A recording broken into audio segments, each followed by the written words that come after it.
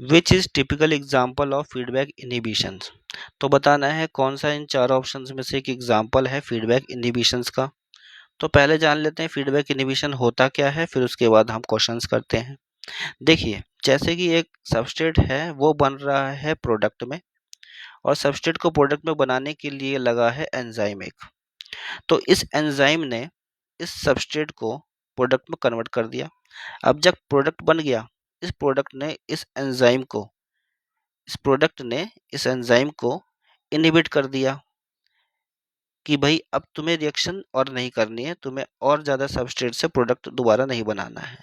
तो इसको कहते हैं फीडबैक इनहिबिशन। मतलब एक फीडबैक दिया प्रोडक्ट ने बनने के बाद एंजाइम को कि तुम्हें और चीज़ें नहीं बनानी है, और प्रोडक्ट नहीं बनाना है सबस्ट्रेट से। इसको कहते हैं फीडबैक इनहिबिशन। अब किसमें है फीडबैक इनहिबिशन, ये देखना है हमें चार ऑप्शंस में से। पहला जो ऑप्शन है वो बताता है कि साइनाइड और साइटोक्रोम ऑक्सीडेज साइटोक्रोम रिएक्शन, ठीक है, ये हो रही है। देखो, साइनाइड जो है वो जा करके साइटोक्रोम, ये साइटोक्रोम है, साइटोक्रोम ऑक्सीडेज होता है एक एंजाइम। तो साइनाइड साइटोक्रोम ऑक्सीडेज ऐसे लिख देता हूँ। साइनाइड जा करके इसके ऊपर बाइंड हो जाता है, और इतना टाइटली बाइंड होता है कि अब ये उखड़ नहीं पाता है, ठीक है, इसके ऊपर से। तो ये जो है फीडबैक इनहिबिशन नहीं हुआ, ये पूरा का पूरा एंजाइम ही इनहिबिट हो गया, ठीक है। तो ये वाला ऑप्शन जो है वो गलत हो जाता है। ये कम्प्लीटली एंजाइम जो इनहिबिट हुआ है, फीडबैक इनहिबिशन ये नहीं है, ये दोबारा नहीं चालू होएगा, ठीक है। इनहिबिटर्स बैठ गया तो बैठ गया, ब्लॉक कर दिया तो कर दिया। नेक्स्ट है सल्फर ड्रग्स और फोलिक एसिड सिंथेसाइजर बैक्टीरिया। अब देखो, सल्फर ड्रग्स जो होता है वो क्या है, एक तरीके का एंटीबायोटिक है। सल्फर ड्रग्स एंटीबायोटिक्स है, और ये एंटीबायोटिक्स जो है ये इसको इनहिबिट कर देती है फोलिक एसिड के बनने को। तो फोलिक एसिड बनना जो है वो बंद हो जाता है, ठीक है। ये भी फीडबैक इनहिबिशन नहीं है, ठीक है, क्योंकि यहाँ पे एंटीबायोटिक जो है वो रोक दे रही है, बस इसको इनहिबिट करने के, एंजाइम के ऊपर काम नहीं हो रहा है। तो ये वाला ऑप्शन भी आपका गलत हो जाता है। नेक्स्ट है allosteric inhibition of hexokinase by glucose 6 phosphate.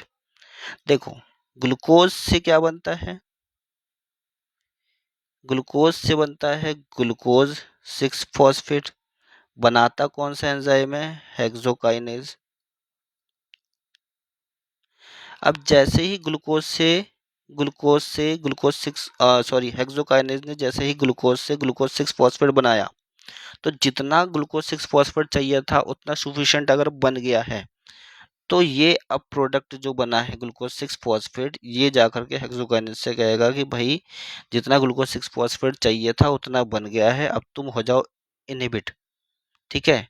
और वो हेक्सोकाइनेज जो है वो इनहिबिट हो जाएगा, ग्लूकोज 6 फॉस्फेट बनाना बंद कर देगा। फिर जैसे ही आगे चल करके रिएक्शन होगी, ग्लूकोज 6 फॉस्फेट की कमी हो जाएगी। जैसे ही कमी हो जाएगी वैसे ही हेक्सोकाइनेज दोबारा से एक्टिवेट हो जाएगा। एक्टिवेट होने के बाद फिर दोबारा से ग्लूकोज 6 फॉस्फेट बनाने लग जाएगा। अब दोबारा से ग्लूकोज 6 फॉस्फेट जितना चाहिए था उतना स्टॉक बन गया, तो ग्लूकोज 6 फॉस्फेट जाकर के इनहिबिट कर देगा हेक्सोकाइनेज को।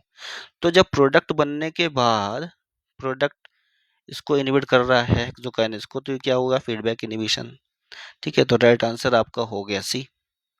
नेक्स्ट भी देख लेते हैं हम, reaction between succinic dehydrogenase and succinic acid. तो देखो, सक्सेनिक एसिड जो है वो सबस्ट्रेट है, ये किसी तरीके का जो है वो फीडबैक इनहिबिशन यहाँ पे भी नहीं हो रहा है, ठीक है। तो ये भी रॉन्ग हो गया, तो ये रॉन्ग थे, राइट था आपका सी।